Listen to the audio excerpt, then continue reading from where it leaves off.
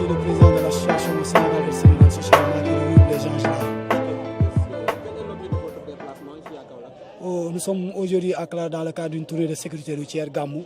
pour prévenir un peu les accidents que nous notons lors des grands événements religieux tels que le Gamou et le Magal.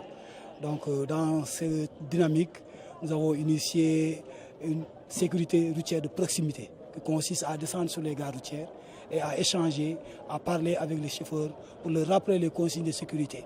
D'abord en commençant par l'entretien du véhicule qui est très important pour un automobiliste qui doit faire surtout le long voyage. Et vous voyez, à cette période, les gens ne sont pas très actifs, il n'y a pas encore la clientèle. C'est le moment où il faut parler aux chauffeurs de manière tranquille, qu'ils commencent à vérifier leur véhicule, faire l'entretien, c'est la vérification huile, au moteur, vérifier tous les équipements, torches, gilets, inspecteurs. Parce que quand nous avons fait la tournée le samedi au niveau de Dakar, nous avons pu constater que pour certains véhicules, leur inspecteur est permis depuis 2011. L'ensemble des Tata, parce que les Tata sont descendus avec des inspecteurs. Malheureusement, ils n'ont pas vérifié les inspecteurs et ces inspecteurs sont permis depuis 2011. Dans ce cadre de ce tournée, nous faisons non seulement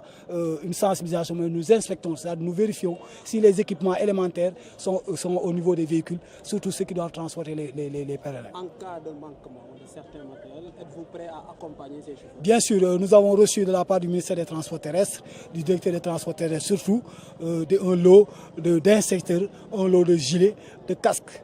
De casques de sécurité. Ceci pour accompagner un peu l'ensemble des chauffeurs que nous avons notés durant cette période qu'ils n'ont pas les équipements élémentaires pour les mesures de sécurité. Le second message que nous sommes en train de lancer, c'est par rapport aux véhicules qui vont entreprendre les voies express comme l'autoroute à péage. Vous savez que l'ensemble beaucoup de chauffeurs aujourd'hui, quand ils ont eu le permis, il n'existait pas ces infrastructures routières de nouvelle génération. Malheureusement, il y a eu beaucoup d'accidents parce que ces gens ne comprennent pas et ne savent pas comment utiliser ces nouvelles infrastructures. Quand ils tombent en panne, ils doivent allumer leur feu de détresse, serrer sur la BAU, demander aux passagers et eux-mêmes de quitter et d'être derrière les glissades de sécurité. C'est ça les mesures et appeler le numéro vert 800 0020 39 pour sauver des vies. Donc par rapport à ça, nous sommes venus. Donc l'autre message, c'est par rapport à la limitation de vitesse au respect du code de la route. Un événement s'est produit à Sagata. C'est ce qui a surtout motivé que nous sommes obligés de redescendre encore sur le terrain, de faire le porte-à-porte, où il y a eu au moins 25 morts. Pour négligence, parce qu'un véhicule est tombé en panne, il n'avait pas mis le triangle de signalisation. L'autre qui est venu l'a aperçu très tard en essayant de l'éviter, il est tombé sur un bus. Et on est tombé sur 20 à 25 morts. Pour tout simplement un manque de négligence, un non-respect de la limitation de vitesse. Et voilà, c'est des vies, c'est des hommes qu'on perd, c'est des femmes qui sont décédées, c'est des familles qui se retrouvent sans soutien de famille aujourd'hui. Et vraiment, c'est des conséquences malheureuses et désastreuses sur lesquelles nous sommes. Est-ce que l'activité de l'association dont vous portez la voix se limite uniquement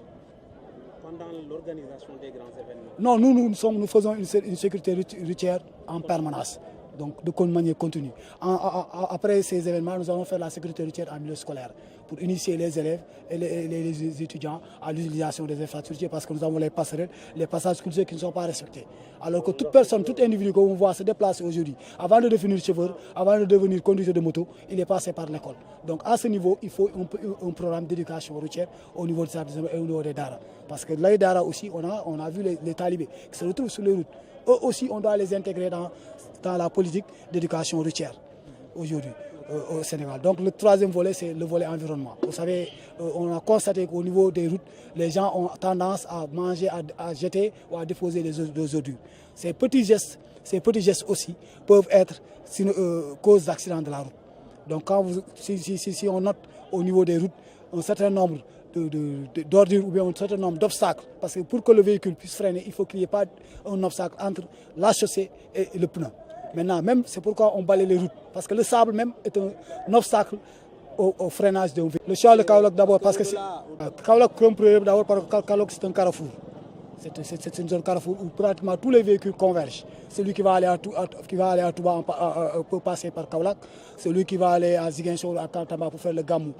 il passe forcément par Kaolack. Donc Kaolack est une zone centrale où il faut que nous commencions par là pour pouvoir maximiser la sensibilisation, pour pouvoir atteindre le maximum de chauffeurs et le transfert le maximum de consignes de sécurité pour qu'au moins nous puissions avoir zéro accident, si c'est possible, durant ce Gamou, parce que c'est notre objectif, c'est de notre vision. Bon, li ñu teew fii tey ci garage yu Kaolack bi mooy tournée sécurité yi boo xam initié nañ ko samedi def nañu gare routière Dakar yi pour sensibiliser chauffeurs yi tey ñu ngi fii Kaolack pour continuer mission de sensibilisation bi pour que accident yi wàññeeku surtout ci événement gàmmu bi nga xam ne moom la ñu nekk lañ jëm ñu seetlu ni gàmmu ku ko wax Kaolack ku wax gàmmu wax Tivaouane parce que mooy ñaari grands foyers religieux yoo xam ne moom mooy gën a convoyer ay pèlerins donc ñu seetlu ni moo période yooyu chauffeurs yi dañuy bëgg di def ay voyages yu bëri di njëkkante donc day laaj moment bi nga xam ne ñu ngi daal ci garage yi ñu fekk si leen fexe fàttali leen entretien oto parce que entretien oto dafa am solo oto bu daaw ba panne oto bu daaw ba lakk gis nañ ko oto bu daaw ba panne frein parce que huile bi changé wuñu ko consigne yooyu lañ leen njëkk a fàttali beneen bi mooy équipement élémentaire bi nga xam ne chauffeur bu ne war na ko am mooy torche mooy gilet mooy torche gilet extincteur donc c'est des éléments yu ndaw yoo xam ne fekk amoo jafe-jafe doo xam njëriñam te seetlu nañ tey ba ñu defee recensement parce que au delà du message dañ def recensement inspection seetlu nañu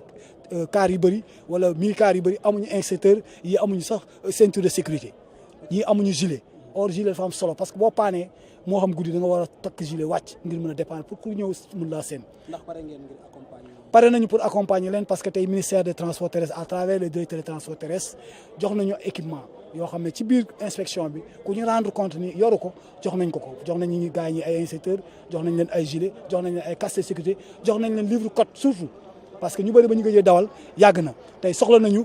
recycler wu soxla nañu mise à niveau parce que tey infrastructures yi dafa évolué président de la république muy tabax ay autoroute ñu ngi tabax ay infrastructures yu bëri te day laaj chauffeurs yi aussi seen xam-xam ñu méngale ko ak infrastructure yoo xam ne ay xaraña yu yees la yoo xam ne teg nañ ko ngir dem bi ak dëkk bi gën a gaaw. waaw déjà bu ñu jógee tey dañuy dem Tivaouane suba mais bu ñu paree ci gàmmu bi dañuy continuer sensibilisation parce que ñun contrairement ak ñeneen ñi dañu ne une semaine soxlawul doyul pour sensibiliser toute une nation donc région Sénégal yëpp la ñu war a accéder fu ci nekk war nañu fexe ba politique de communication politique de sécurité routière bi culture sécurité routière mu am fa donc dinañ wàcc en milieu dañ def sécurité en milieu scolaire et universitaire dinañ def sécurité routière ci quartier yi fépp ba nga xam ne tey ku ci nekk tey ku war a jóg dox ci tali dina mën a jaar foofu beneen bi mooy volet environnement bi seetlu nañ ci tali lu ci ëpp nit ñi dañuy lekk di sànni te sànni boobu ñuy sànni moo xam canette la moo obstacle la suba mun na jur accident donc dañuy waat nit ñi ci Sénégal propre mais surtout ci route yi ñu xam ni tali yi buñ koy bale suuf si rek déjà obstacle la waxaatuma leneen ak leneen ndax day tax ba oto bi bu ñëwee pneumatique bi du mën a freiner correctement donc mu mun na jur accident. mën a maximiser suñu force yi jàllale message bi le maximum pour atteindre le maximum de chauffeurs interpeller le maximum de kii bi beneen bi par rapport ak surcharge yi bagage yi ak yooyu aussi ñu ngi ciy wax bagage da nga ko war a takk ndax day gis nañu bis bu daw bagage wadd kii nekk ci ginnaaw jëm ko moytu daal di dal ci GVA yi daal di faatu donc yooyu yëpp ay message yoo xam ne indi nañ ko fi tey surtout chauffeur yi yéeg ci kaw force bagage loolu gis nañ ci chauffeur boo xam ne bu muy jóg dafa dal ci passerelle bi parce que ba muy jóg guddi la fekk bus bi di dawlu ba ci passerelle bi daal di faatu donc nañu moytu di yéeg ci kaw